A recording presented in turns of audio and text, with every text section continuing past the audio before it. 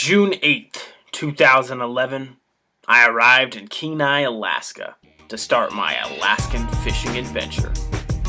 You could say I got my balls there in Kenai, but most of all, I was taken on an adventure of a lifetime.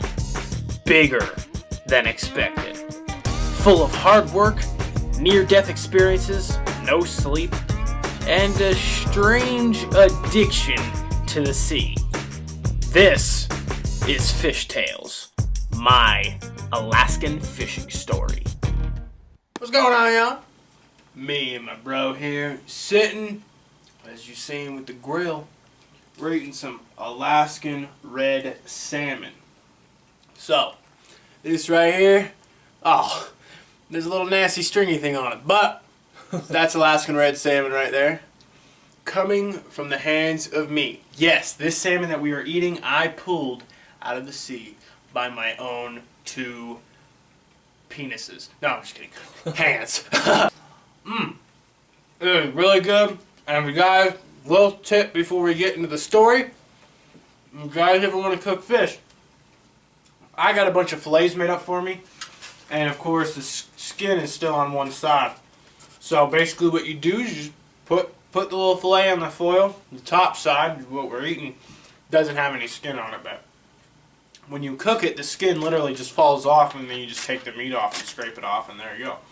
Put it on some foil, and you're good. Throw it on the grill on high for 10 minutes or 15 minutes, and you're good. So it's really good salmon. I am very happy with it. And if you have eaten red salmon in the past couple months, maybe it came from me. Who knows? Hello! What's going on, y'all? This is Outlaw. Welcome to Live with Real TV. Welcome to Fish Tales, my Alaskan fishing story. So today, I thought I'd make this video to tell you guys a little bit about what happened and the adventure I went on in Kenai, Alaska this summer. Let's take you through the timeline. Let's take you through what happened every day, and I'll tell you guys the story. So, I arrived in Kenai, Kenai, Alaska, on June 8th, 2011. I flew into Anchorage and then took a small little freaking plane that only holds like 3 people over to the island of the Kenai Peninsula, and then do that. I know some of you guys out there probably know where Kenai is. When I went to Alaska, I did set net salmon fishing. There's a bunch of different fisheries in Alaska, such as Alaskan crab, Pelio, king crab, barradie, blue crab, salmon fishing, and there's all types of different salmon fishing. There's the 3 main types are set net, which is what I did. There is gill net and purseiner boats. And then there's also drifter boats out there too, catching salmon.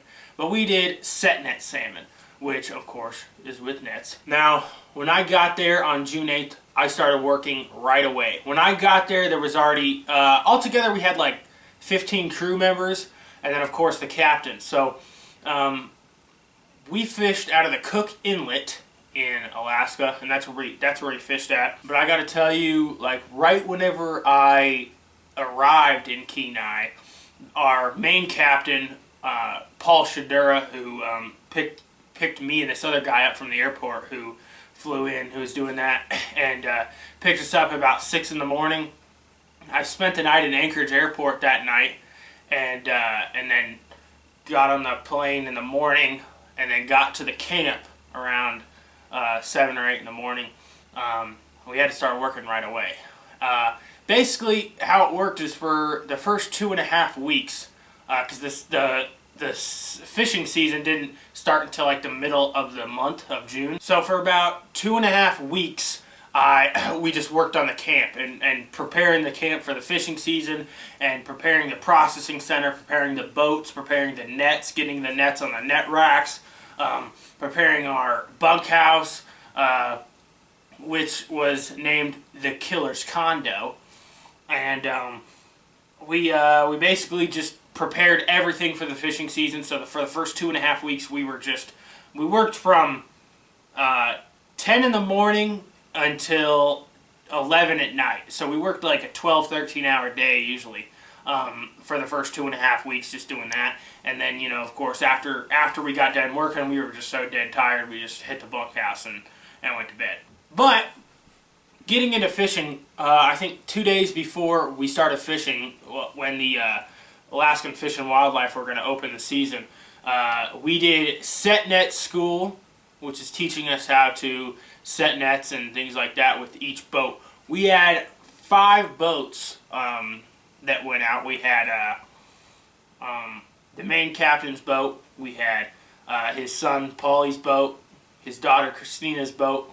We had 2 junior captains, Steve and Ben. So we had 5 boats all together. So we did set net school, which was basically on land teaching us how to set nets, and it's really hard. But we had set net school, and then we did knot school, teaching us how to learn all the different knots. A couple different knots that we had to tie, and every day, all day, was the battleship, the rolling battleship, the hitch, the rolling hitch, the clove hitch, and the bowline knot. So we had a lot of different knots to learn. By the end of the season, we were all experts on those knots, believe me. And then, you know, of course, we were assigned our captains. With the boat that I was on, there's 2 bowmen for each boat. There is the captain, of course, and then there's 2 bowmen. So my captain was Steve. He was our junior captain. That was his 2nd year being there, and then he was, you know, training to be a junior captain and looking to become a bigger captain.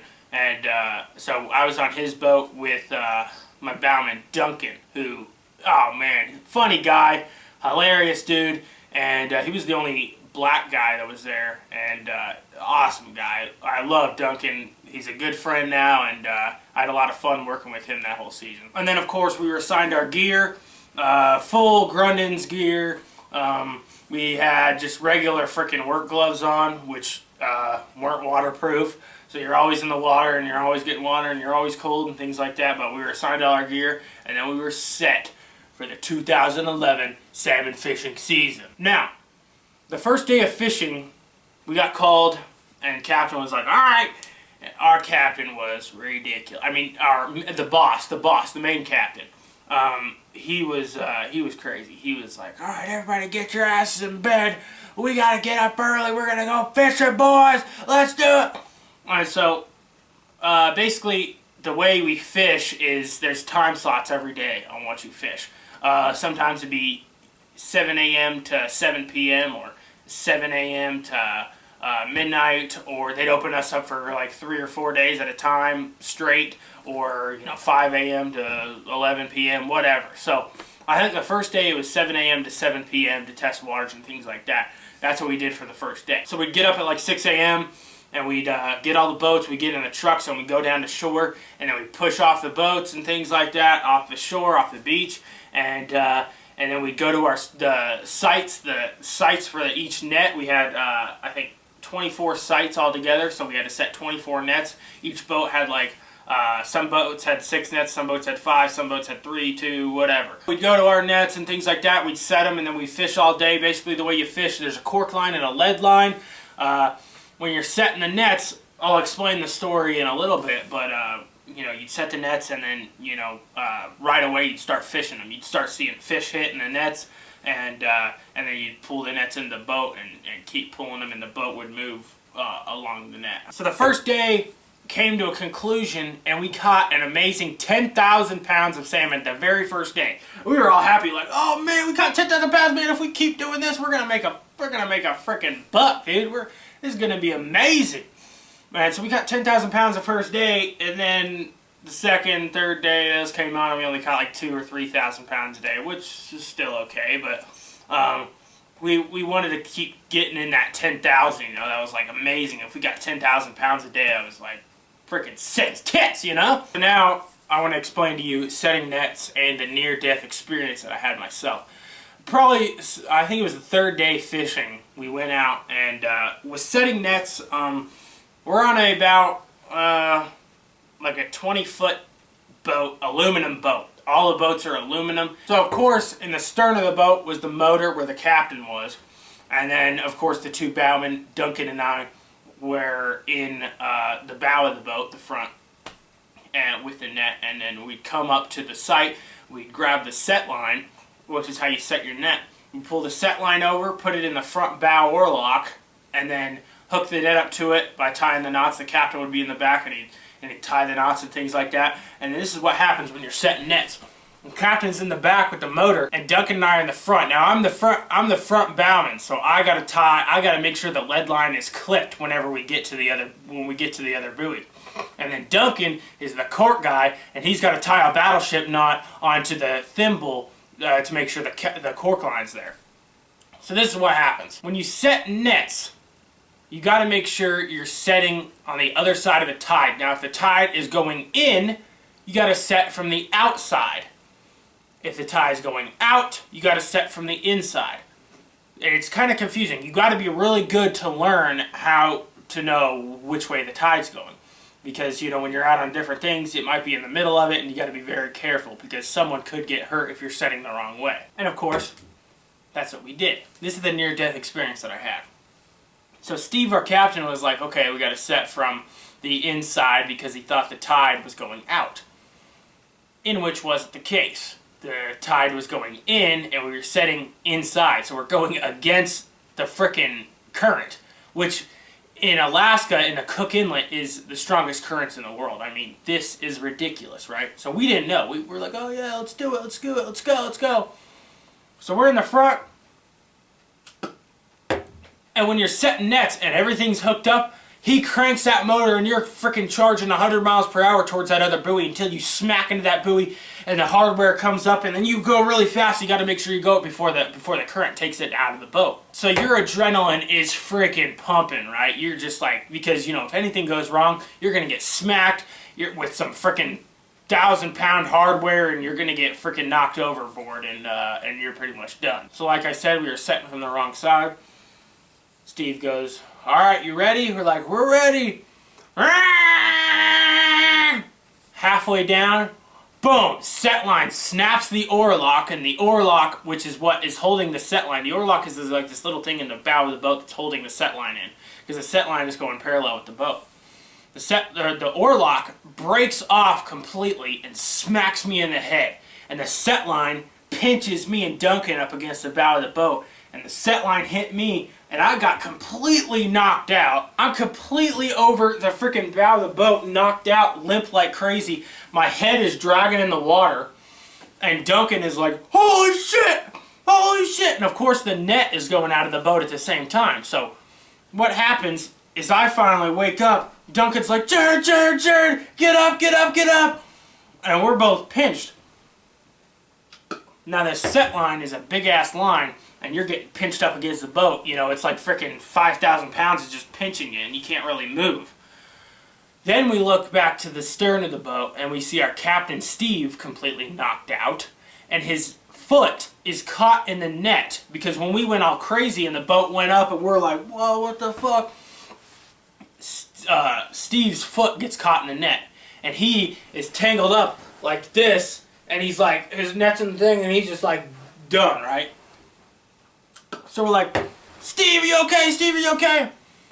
So Duncan and I freaking, the stupid thing we should have done something different, but we both jumped over the set line and went back to grab Steve. When we jumped over the set line went flying out the other way like a freaking bow and arrow, right? And the set line came back, and Steve pokes his head up, and the set line goes, boom! Smacks him in the face, and it cuts him so big right above the eye. So Steve just got smacked with the set line. He's cut open. He's freaking like, oh, what's going on? So I grab out my knife, and I tell you what, this thing right here freaking saves your freaking life on the sea, okay? So I grab my knife, and it's hanging right here. I grab my knife, and I cut the net, his foot out of the net, because he was getting dragged out of the fair leads in the back of the boat. Comes back in, and the hole in the net is so big, it's like the size of a front of a Volkswagen van. That's how big the hole was, okay? And so we're sitting there, Steve's just all knocked out, and he's like, oh shit, oh shit. So now, we didn't get the other side of the net hooked, so the frickin' net is just going underwater. So we have to grab the cork line and basically pull the net against the current back into the boat and set it again. Which I tell you what, round hauling a net is the hardest thing that you will ever do. That is so freaking hard. I can't even explain to you. So anyways, we got it figured out. We got yelled and chewed out by our captain like crazy. I mean, he came onto our boat. He was smacking us around. You stupid fucking idiots! What the fuck is wrong with you? Oh, fuck you! You know, all this bull crap, and we're all bleeding. I'm like knocked out. Steve's knocked out. Duncan's like scared as shit. And we're all just like shaking, right? And this was like our third day fishing, so this was not good for us. So anyway, that was my near-death experience. It was a lot more, it's basically a you had to be there moment. You know, Duncan and I would have stayed pinched against the set line. The current was coming so hard we would have flipped out of the boat, and the boat would have flipped over, and we would have been done for. I mean, the water is freezing, and we would have been dead, for sure. Basically, us screwing up put us on low water duty, which brings me to my next point. Low water duty sucks. Basically, everybody except there's one boat that goes out on low water duty, and basically when it's low water, when the tide is all the way out, and it's hard to fish because most of the nets are on land now because the tide goes out so far. The tide goes out so freaking far. I mean, the tides are huge. And the water is all the way out. There's one boat out there that's fishing while everybody's back in camp taking a nap, basically. So we had to do that plenty of times because we screwed that up. So basically, low water duty equals sucks balls. Now, there was a lot of hard times being there in Alaska, but I tell you a couple things that helped me through. Butterscotch candies. We had those on the boat, and man, every time we'd be setting nets or something like that, I'd always be chewing on some butterscotch candies. Those were always good, so I like those. Of course, dip. Dipping kept you awake when you were going like 72 hours straight, and you're just so tired, and you just all you want to do is sleep. Dip tobacco definitely kept you up. And of course, the daydreaming of what you're going to do when you get home and missing your family and things like that. It's not good to miss things when you're out there and you still got like 2 months left. But just knowing what you're going to do back home and in life and things like that definitely got you through. All right, brings me to my next point. The salmon run. Now the salmon run, we heard about it. Everybody's like, oh man, when the run hits, we're definitely going to be making some money. And everybody who never fished before were always like, I wonder what this salmon run is. So we got word that the run was coming in, and basically what happens is we were on two different sides of the river. There was the Kisilof River and the Kenai River, and basically both the salmons, they spawn so much that and that's when they're both coming through to go to different sides of the river. And our sites are right in the frickin' middle of it. So one morning, we get up, we go fish. We set our first net, we start fishing it, and it is plugged full with fish. Now, mind you, each net is 200 yards long. So, we pull up a net that we can barely pull up because there's so many damn fish in it. So the nets are plugged full of fish. They're so heavy that you can't even freaking lift it up into the boat. And you got this brailer in the boat that you throw the fish into. And we literally, I think our first net, we probably picked, because you picked the fish out of the net. We probably picked like, we filled up a full brailer, which is about 1,000 pounds of fish. We probably picked about 3,000 pounds in one net for one boat, okay? And that was by shore. So we got the walkie-talkies with all the other boats, and they're out there fishing all the other ones, and everybody is plugged full. And it took literally like an hour and a half to pick one net, which usually only takes like 5 minutes. So at the end of the day of the frickin' salmon run, we pulled in 50 to 55,000 pounds of salmon, of red salmon. I mean, it was ridiculous how much fish we caught. We were up for probably 48 hours straight because at the end of the day, when the fishing closes, you have to round haul all the nets into the boat and then take them back to shore, and then you have to put the nets on a huge-ass boat with the crane, and then you got to pull them up to shore, or pull them up to the camp, and then frickin' load the nets onto the racks, and then once the nets are on the racks, you got to pick the fish that are out, that were in the round hauling nets, so you got to pick all those fish. So it's a very long process, but we got it all done. Finally went to bed at like 6 in the morning, and then we had to get up in about an hour and do it all again. So it was ridiculous, but for that salmon run, we caught about 50 to 55,000 pounds of fish. It was ridiculous. So we caught in one day more than we caught that whole season. So it was more than we caught the rest of the season. So we made, so by that point we had about 75,000 pounds of fish, which already put us over our quota of 69,000 pounds. I think the funnest thing in Alaska was a king! King! King! You heard that a lot out on the water and the sea. A king salmon. I don't know if you ever heard of it. A king salmon is just a big ass salmon, and it's got some teeth, and they want to eat you. King salmon, I think our boat, we caught the biggest one, which was 50, I think it was 58 pounds we caught, and that's not even that big. We've heard of people catching like 80 pounds to 90 pounds king salmons, but we caught some, and those things brought in the money big time. We caught, I think during the salmon run, we caught like I don't know, 20 kings or something like that, so it was big, but the kings were definitely fun when you were trying to pull those into the boat when they're stuck in the net, and, and then you got to gill them to bleed them out and things like that, but the kings were always fun to catch. I think with the little sleep that we had, it wasn't even like sleep, because when you're sleeping after being out on the sea, you get sea nightmares, and nightmares of being on the boat and things like that. Everybody had them, and I still have them to this day of remembrance of being in Alaska and things like that. But so kind of like fish nightmares.